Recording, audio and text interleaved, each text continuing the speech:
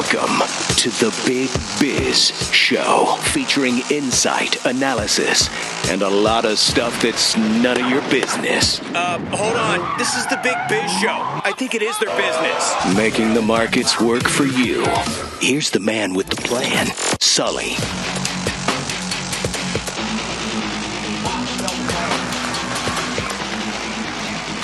From the Loft 100 Studios in beautiful, sunny Southern California, it is the Big Biz Show. Costa and Mary Burt Godwin. Hey. This show is actually called Nunya when it's just us two hosting, Sully. Nunya business with Mike and Mary.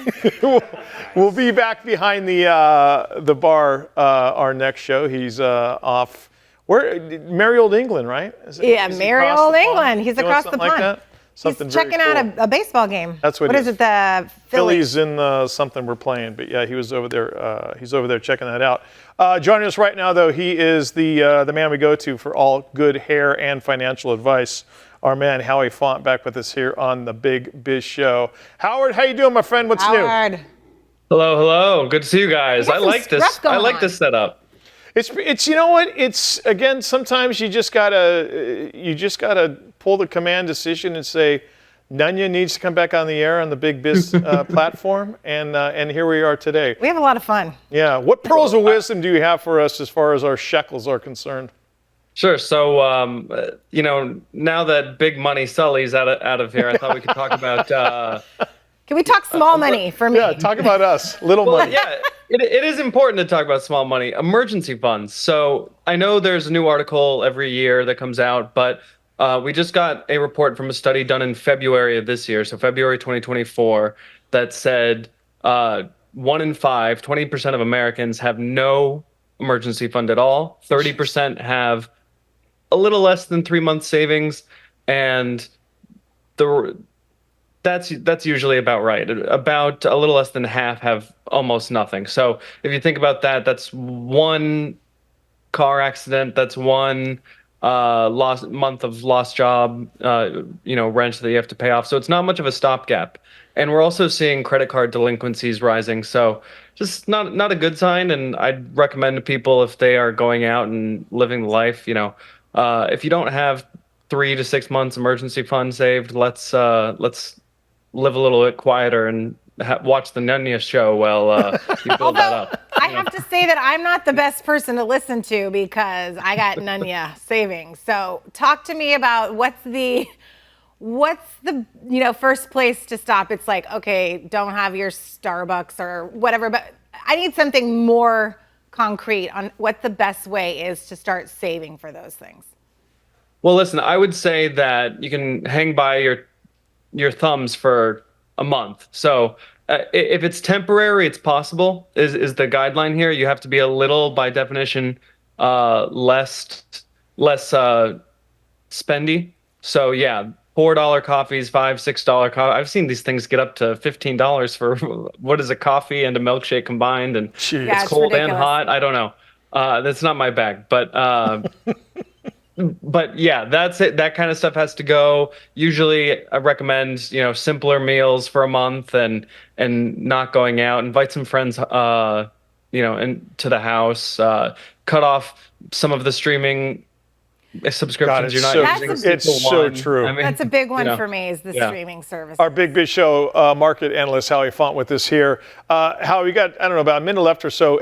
Is it a mistake to think, well, I do have 6 months of, emergency money. I've got a credit card that I haven't maxed out yet. Are you talking accessible cash in a bank account, or maybe even a shoebox underneath your mattress? Well, it can be in a high yield savings account. So it can be under your mattress if that makes you feel good, Mike. Or if you just like laying on it like you're the princess with the pea, that whole story. Except instead of a pea, I need 20 grand. Pretty much. But yeah. I don't care how that goes, but 3 months to 6 months savings, then to start to pay off debt, then we can start to have the investment conversation. Do it, people. Always appreciate the time. Always appreciate the wisdom. Thank you so much. That's our Big Biz Show market analyst, Howie Font. We talked about where Sully is right now. Video proof why we slave away here under the hot lights. There it is. Look at that right there in London. Welcome back to the Big Biz Show. Wherever you're watching, wherever you're listening, the whole family here appreciates you being along for the ride. I'm Costa.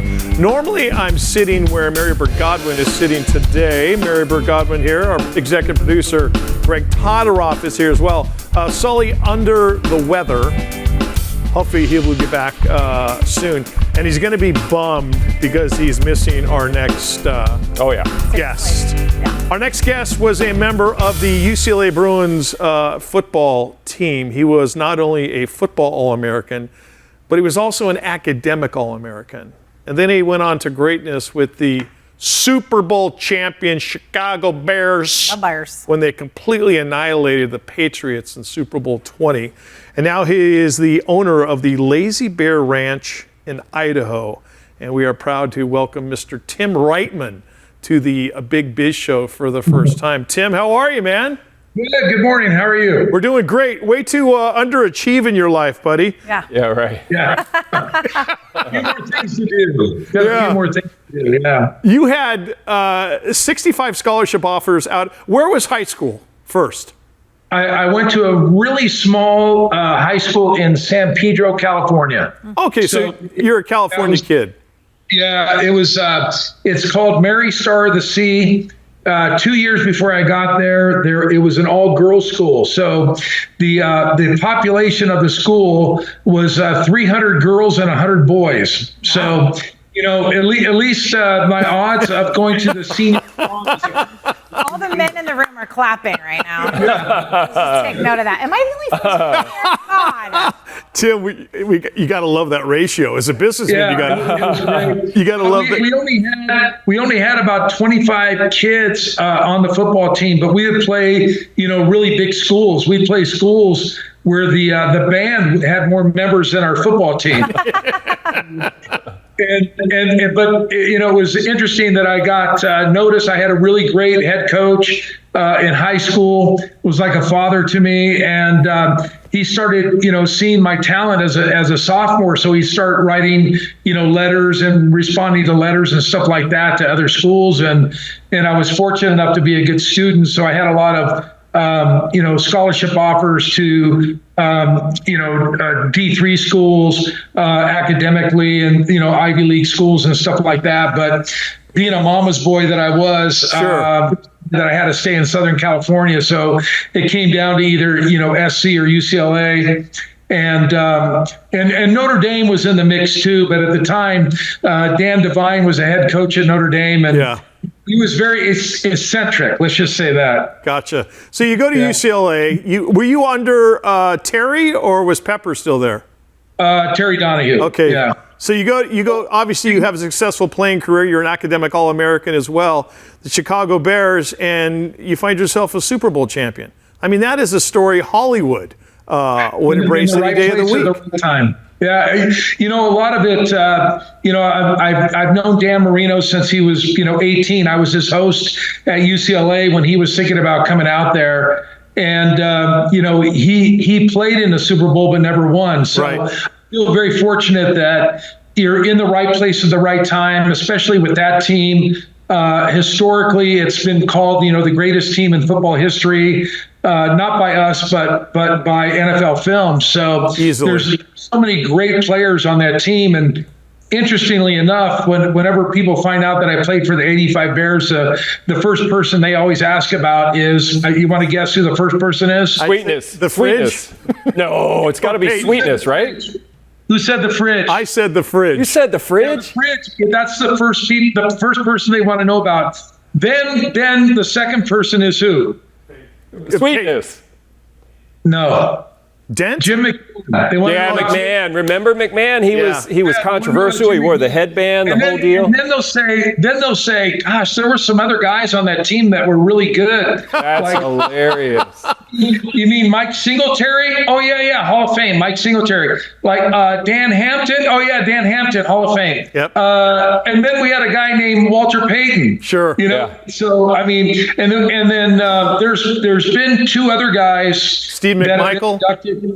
Steve McMichael recently, just this last year in August, last month, but also Jimbo Covert, who was an offensive tackle from Pitt on that team. So there's been a lot of Hall of Fame guys from that team.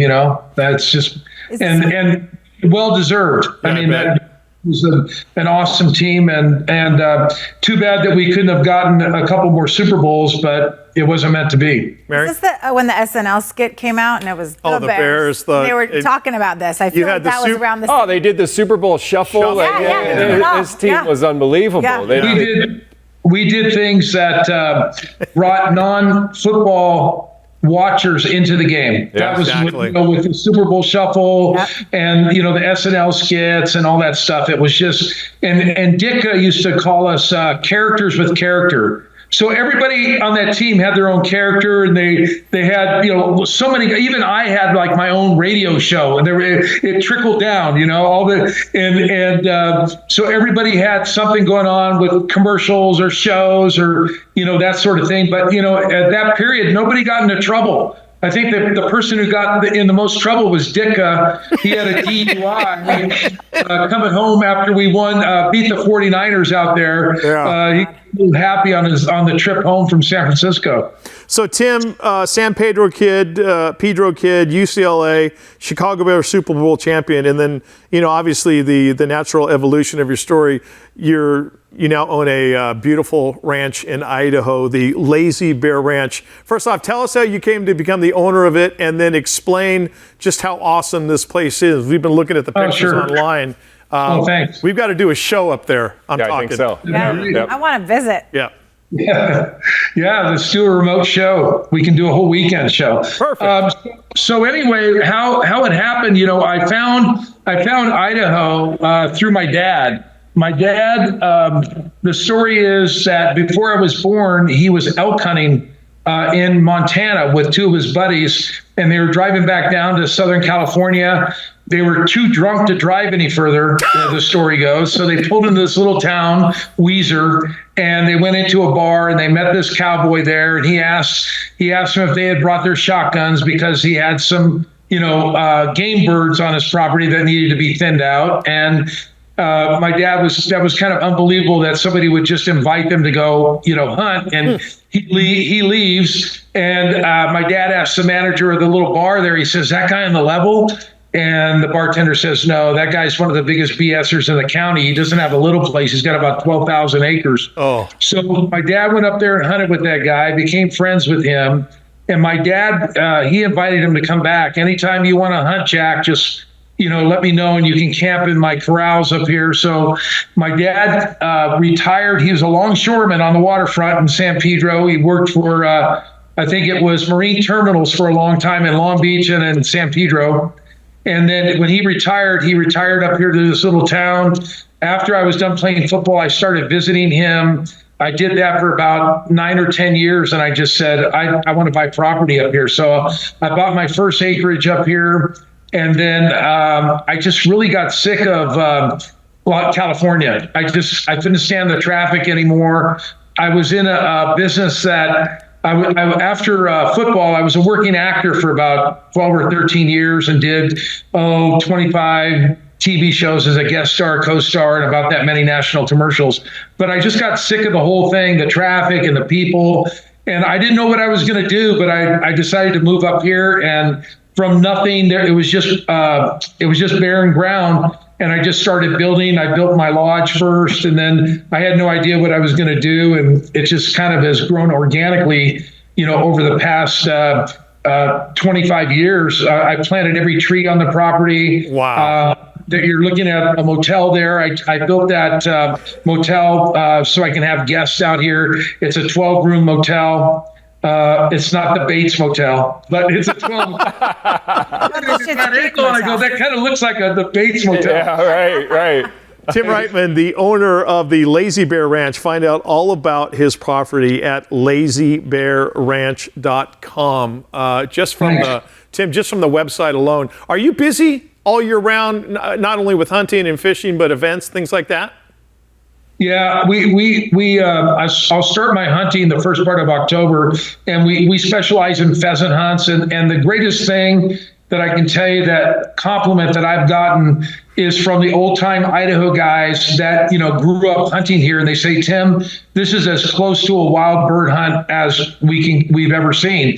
And that's a great compliment. We went through about 5,000 rooster pheasants last year. Wow. Each year we get more and more people coming out to hunt with us. As the population of Idaho grows, all the habitat for pheasant seems to be diminishing. So it creates more opportunities for us in our business. But then 8 years ago, I started doing weddings here, and it seems like every weekend from May through the first part of October, we have weddings here. So it looks absolutely amazing, and I can't wait to come up there for the weekend worth of Big Biz Show. Yep. That we will arrange very shortly. Tim, come back on the show again, please. So much more to talk about. Okay, buddy. Tim Wrightman, owner of the Lazy Bear Ranch. Check it out. LazyBearRanch.com. It's awesome. More Big Biz after this.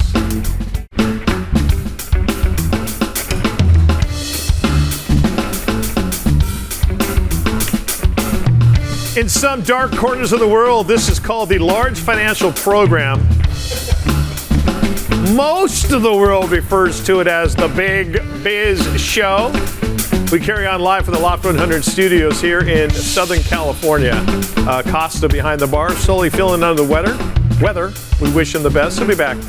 Of course, Mary Burt Godwin.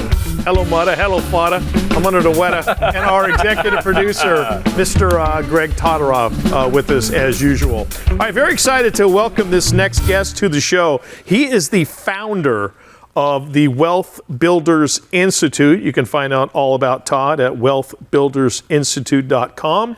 And we welcome Mr. Todd Rampe to the show for the very first time. Todd, Costa, Mary Burt Godwin, Greg Todorov, welcome. How are you? I'm doing great. How are you guys? Good. You've got all those charts and stuff behind you, which kind of leads me to believe you know what you're talking about when it comes to the stock market for meatheads like myself. Todd, how did you get going with the Wealth Builders Institute? What was the genesis behind coming up with this?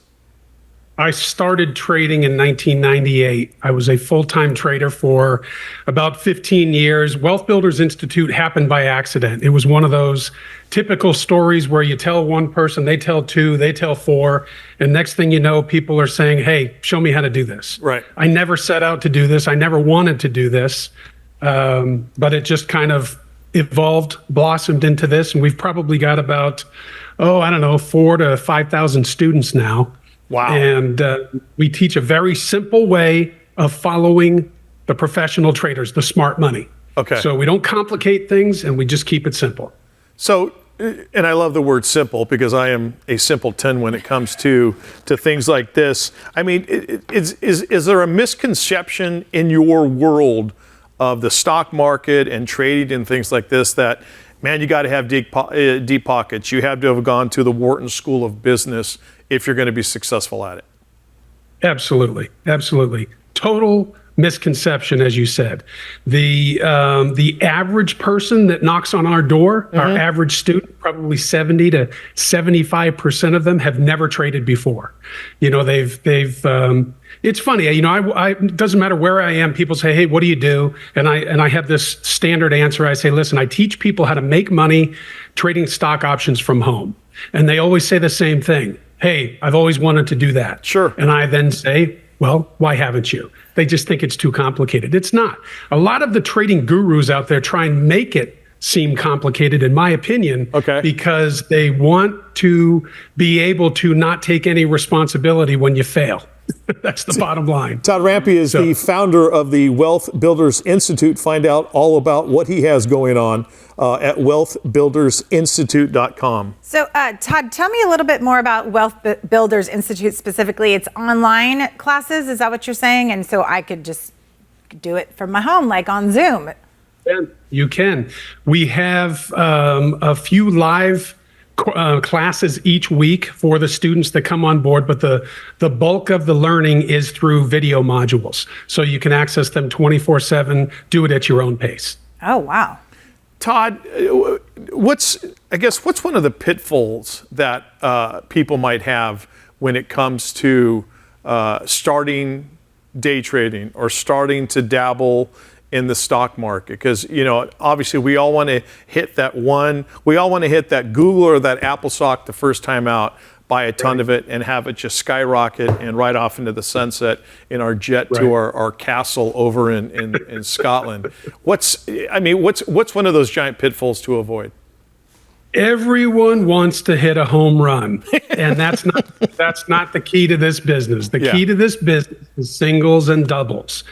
Have several opportunities throughout the day. Get in, get out before the smart money changes the direction again, so you don't get hurt. So the number one pitfall is people get greedy. There's two emotions in trading: fear and greed. Yeah. They get greedy and they turn into gamblers right after they make a mistake. They think, hey, I just did something. I shouldn't have done that. I got in too soon. I got in too late. I'm chasing the caboose, whatever however you want to describe it. And then they feel like they have to get back at the market and get that money back. And they just make the same mistake over and over again until, unfortunately, I don't mean to sound negative with trading, but it's real. Most people can't do this. And they can't do it because they can't get a handle on their emotions. If they treat it like a business and follow the rules, do well. Mm-hmm. If I go to wealthbuildersinstitute.com and I sign up, what's the first thing you hit me with? What's the first thing that you use to open my eyes to the world of day trading, the stock market, and being smart, fiscally smart with what I'm going to do with you? The first thing we do is I have you talk with one of my program advisors, because I truly want to make sure that we are a good fit. There's nothing worse than getting a phone call from someone that enrolled with us a week or two later saying, I don't know what I got myself into. This is over my head. I shouldn't have done it. So we take the time, about 45 minutes to an hour, to talk with you, answer the questions that are important to you, to make sure that you will not go off the rails and become one of those sad statistics. Yeah. That's what I'm absolutely hoping for as well. Go ahead, man. So Todd, who are the demographic then that you are trying to reach? I mean, is this like, I was just talking early in the show, I have an 18-year-old daughter now. She's an adult and she's going to be wanting to learn this stuff on her own. Is it young people out of high school and college? Is it people that are a little bit more mature with their life? Or who are, most of the students that sign up with you? What do they call it in marketing? The avatar. The avatar is probably 50, 55 plus male. But it's getting younger and younger.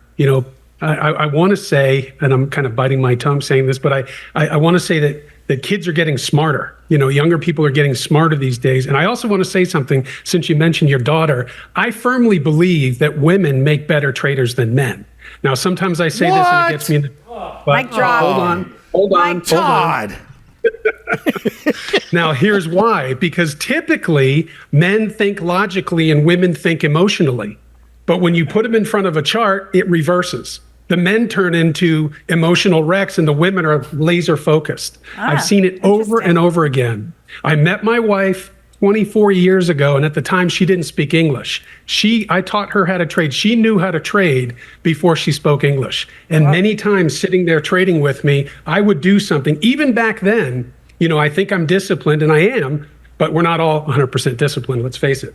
And so I would do something and, she'd smack me on the shoulder and say, what are you doing? I'm like, well, and I realized, holy moly, I got to keep it clean, right? Yeah. My emotions are getting the best of me. And she just would look at me like, well, what's wrong with you? This is what we're supposed to do. And it made me realize, and I thought, what, why don't you trade the account? And she doesn't. She gave up a long time ago. She'd rather be a non-working housewife. I'll say that. Good for her.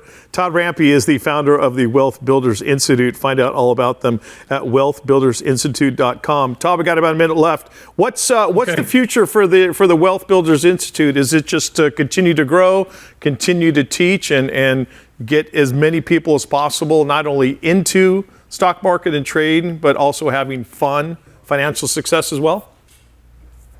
Definitely. I want to grow. I mean, this sounds a little crazy, but I never really took the business too seriously. I'm like, I've been a trader. I've always made money, done well.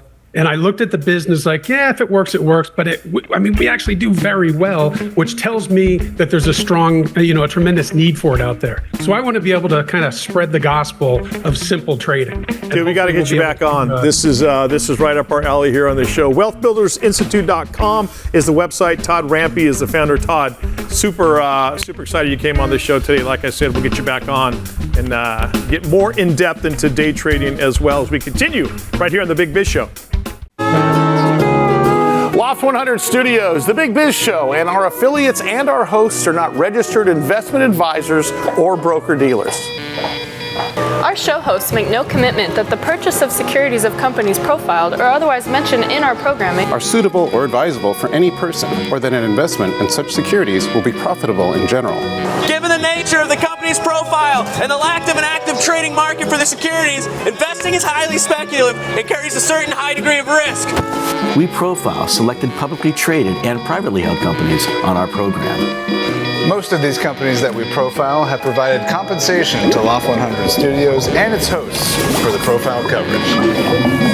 From time to time, we sell shares of the companies profiled in the open market that we receive as compensation for coverage of client companies. But never sell stocks if we are speaking about interviewing or covering a public company who has paid compensation. Specific questions on compensation can be obtained by contacting producer at SalientGroup.com. Listeners should verify all claims and do their own due diligence before investing in any securities mentioned on this program. Investing in securities is speculative and carries a high degree of risk. We encourage our investors to invest carefully and read the investor information available at the websites on the Securities and Exchange Commission at sec.gov and or the Financial Industry Regulatory Authority, FINRA, at www.finra.org. I like it.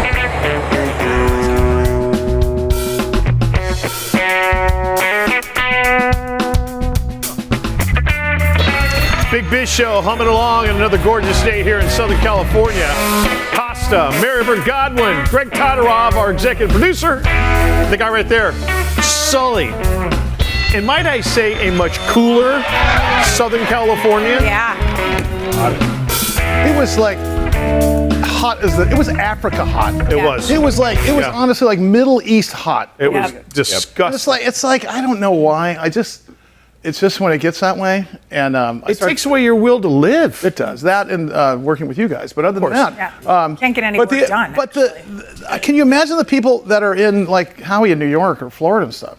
This is like just a thing. It's all the time. Yeah, I don't know how they do What about the 1800s where you had to wear you had to wear long underwear, a shirt, a vest, a jacket, a hat, and you're riding through El Paso? How did that happen? Do we just become wusses? Yeah. What about the guys that paved the highways, the roads? Like someone had to pave that road through Death Valley, right? Yeah. Gosh darn. Do you know what got us out of the original Depression? Highways and state parks. Oh, really? Highways and national parks. Yeah. That's right.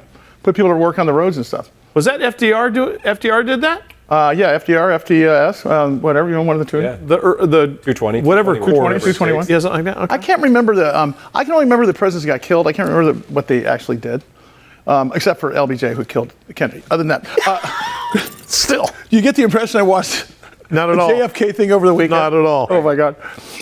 Great to have you, Eric Dresselhuys, of course, CEO of S Incorporated. That's ESS, and their stock symbol GWH.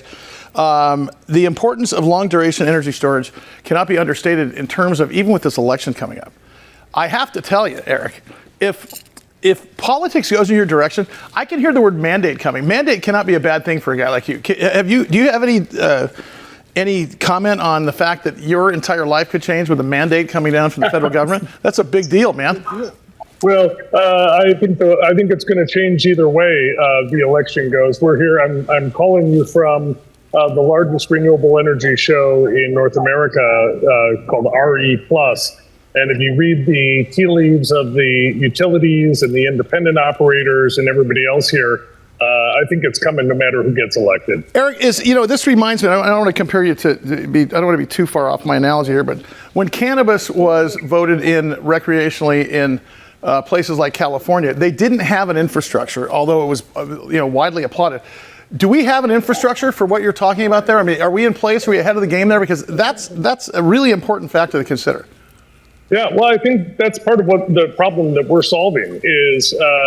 We're talking a lot about the hot topic here at the conference is generative AI. And what's AI going to do to data centers and the need for more energy and more power to operate these systems?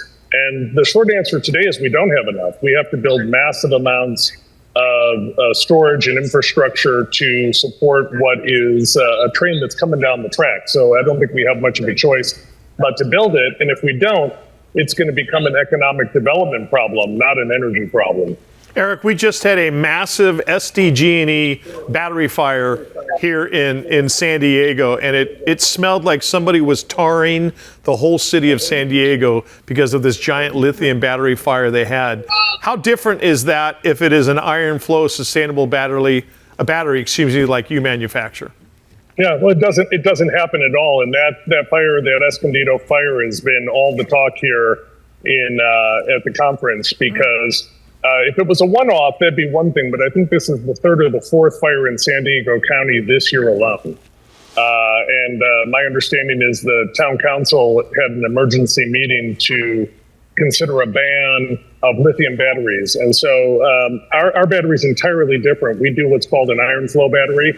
So that uses iron, salt, and water as its electrolytes. So it doesn't start on fire. It doesn't have that off-gassing. So the what you were smelling part is the off-gases, because you really can't put out a lithium fire. You just have to let it burn itself out. Eric, back to my infrastructure question. If you see mandates like that across the country, you guys got to gear up for manufacturing and other things like that. What do you have to do to plan for that? Because careful what you wish for, right? Suddenly you got more business you can handle. Is this something that you guys are prepared for? Because I know that when I look at your news, it seems like you're running down the field at a perfect clip, and it seems like manufacturing's in place. But what happens if the floodgates get open? Yeah, no, it's something we think about all the time. One of the things we really like about our technology, beyond the safety and the sustainability of it, is that it's relatively easy to manufacture. So with kind of 6 to 9 months notice, I could expand manufacturing capacity 5 times, 10 times from where we're at today. It's generally available materials. We're not mining exotic stuff from Africa or from Latin America. So iron is pretty broadly available. And the rest of it is really just automation lines at our factory in Oregon. Hey, Eric, I want to go to your start in energy. How did you come to this business? How did you come to ESS?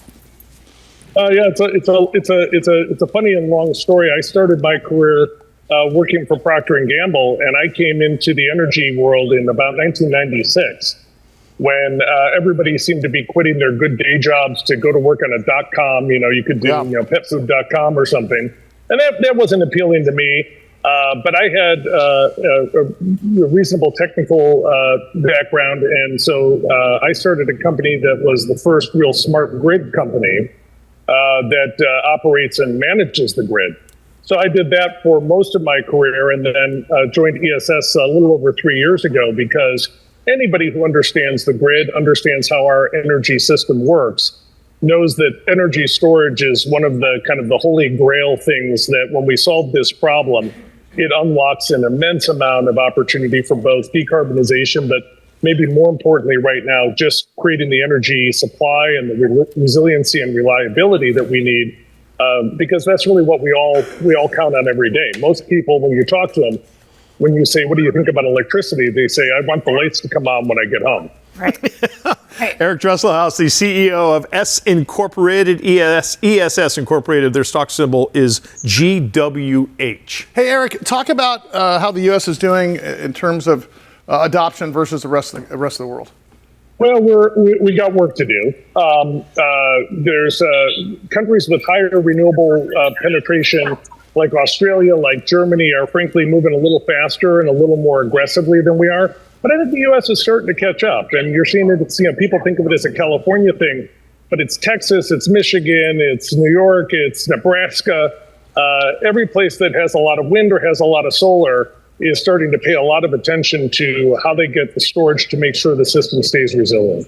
How do we combat what happened with the solar industry, where we had so many sunset provisions in terms of tax benefits and such, that the thing sort of dried up? And the open air indicators, how often do you hear solar commercials on the radio anymore? And I know it's a little bit different, but have we put ourselves, have we set a good foundation for this to go in the future? Because it's happening. And you and I talked about energy transition a year ago, and we were talking about the idea of energy transition. It's here.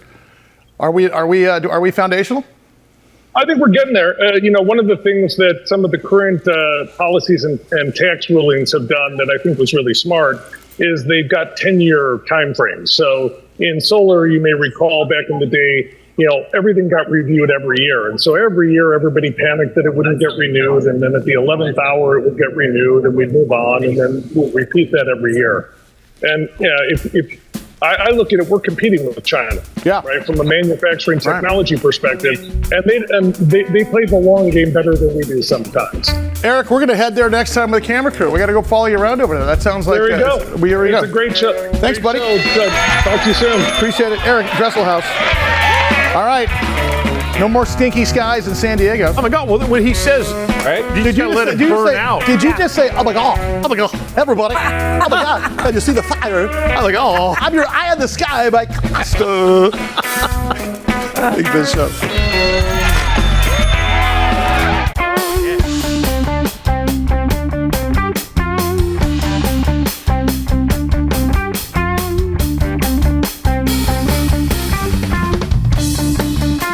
Wherever you're watching, wherever you are listening from, we're in Southern California in the Loft 100 studios. It is the Big Biz Show. I'm Costa, that's Mary Bert Godwin. Our executive producer is Greg Todorov. Sully dipped out again. Just left us. They're telling me he's having a problem with this prosthetic hip. Oh, that it? The ball joint is locking. I don't know where he went. He said, I got to go do something. Maybe see a man about a horse. I don't know. We appreciate you being with us, though, here on the Big Biz Show. Joining us right now, he's one of my favorite guests because Sully has alluded to this before, how much money Steve JJ Weisman has not only saved him, but saved his daughters. And I think he saved a lot of people a lot of money when it comes to the scams and the pitfalls. He keeps her from stepping in. The website is scamicide.com. And Steve JJ Weisman with us back here on the Big Biz Show. Mr. Weisman, how are you, sir? Always great to have you. We're getting kind of California weather out here on the East Coast. Are you? It's awfully warm, but no fires. Yeah, it's a little warm out here as well. But we're you guys have the humidity. We have we've got the dry heat. JJ, what's coming up? I mean, as far as scams are concerned, you don't know what scams are coming up, but I know that Amazon Prime Day is coming up, and I would assume that this is probably a prime target, pardon the pun, for the scammers out there. Yeah, you assume correctly. Anything that is popular with the public is going to be popular with the scammers. And so Amazon Prime, a lot of people are interested in that. And so what the scammers are doing is they're posing as Amazon. So you may get a text message or an email or a pop-up ad. Now, it can be anything from there's a problem with your order and you need to click on this link to go to a website, the Amazon website, where we'll ask for personal information and maybe a credit card to straighten it out, or it may be an advertisement supposedly from Amazon for some product at a great price. And there are kind of a couple of problems here. Of course, if you click on that link, you may be downloading malware. It can be keystroke logging malware that will steal the information from your computer, make you a victim of identity theft, or get access to your accounts. Or they may just lure you into providing the information or pay the credit card on there. So this is, one of my mottos is things aren't as bad as you think, they're far worse. And it has really gotten worse in the last few years because of artificial insemination, artificial intelligence. And that too. Yeah. That's been a problem too, but we won't go there. So the problem is that at one time, well, for instance, a few years ago, Interpol said there were only about 100 cyber criminal geniuses in the world. But what's happened is now any cyber criminal idiot can go on artificial intelligence and create a website that looks just like Amazon. They can create phishing emails and text messages that look just like Amazon. And so people are going to be having their guard down. They're expecting to hear or communicate with Amazon, and instead they're going to be communicating with scammers. So I think the key thing is BS, be skeptical. You can never be sure when you get an email, a text message, or a phone call who is actually contacting you. So anytime you're asked to click on a link, download an attachment, provide personal information, or make a payment, you got to confirm that it actually is a legitimate communication. So unfortunately, that's the world we're in today. And there are going to be a lot of people scammed out of a lot of money on Amazon Prime Day because they just don't think before they click or provide that information. Hey, Stephen, speaking of that, is there a rule of thumb that I can maybe tell my elderly mom and her husband, a simple rule of thumb to say how to provide, how to get that proof? Because, like you said, it could look exactly like the same Amazon website. And I know my mom fell for, she said, the San Diego Police Department called and wants some money, and I'm trying to figure out, Jim got mad at me because I couldn't get my bank information to them. I said, Mom, that's not the police. Yeah. But, how do they know what not to click and what to click? I think maybe younger generations are more savvy, but I know some of the older generations are not. Well, first of all, let's kick those younger generations in the butt right now. Yes. They should be more savvy. They know how to use tech better. And the most scammed people are the elderly and the young people, the college students and that generation, because they just trust the technology too much. But with seniors, one of the things is, a good rule of thumb is anytime anyone is asking for a payment with a gift card, it's a scam. And it's a real sad commentary that the IRS actually has to have on its website. We do not accept gift cards. If you're asked for a gift card, it's us. And, it's, I don't know, maybe it's Darwin and the thinning of the herd. What generally I tell people is, how do you confirm? If it is from Amazon, you have to type in the real Amazon URL and make sure you're doing it correctly, because interestingly enough, some of the scammers will get domains and sites that are maybe one letter off that people sometimes may type in wrong. So you've got to go, if it's a company saying that you owe them, and go to your bill and actually look there for what the phone number is. Don't trust the phone numbers or link. And here again, it's even worse. You go, if you're going to your Google or search engine, and very often, if you type in the name, what'll come up is the scammer site. Because what happens is the scammers sometimes will take the easy way out, and they'll pay for advertising to put their site up at the top. Other times, the more sophisticated scammers are able to manipulate the algorithm so it'll come to the top. So you have to be very, very careful that you're actually going to the real websites and the real phone numbers. Your bills are the best place to look for those. Steve Weisman, the CEO, scamicide.com is the website to go to, scamicide.com. Steve, you got about a minute left. Quickly, what happened with this password breach? 10 billion passwords? Yeah, it's only 10 billion passwords. There are two lessons here. One is, this is not a new data breach. It is an accumulation of data breaches that have been around for years. And the key problem is what they call credential stuffing, people using the same password over and over for other accounts. So you should always have a unique password for each of your accounts. You can also go to a site, have I been pawned? And just take the A out. Have I been pawned? And that will show you what data breaches have been involved with your information. But have a unique password for each of your accounts, and that's the way to protect yourself. Save yourself some money. Scamicide.com, scamicide.com. He is the CEO. Steve and JJ Weisman. Mr. Weisman, always appreciate the visit. Hopefully some people are going to heed your suggestions, save themselves some money. That's going to do it for the Big Biz Show. Sully is, I don't know, but I think we handled it pretty well. Nailed it. We didn't freak out. All right, thanks for being along for the ride. We'll see you next time. Nice work, Mikey.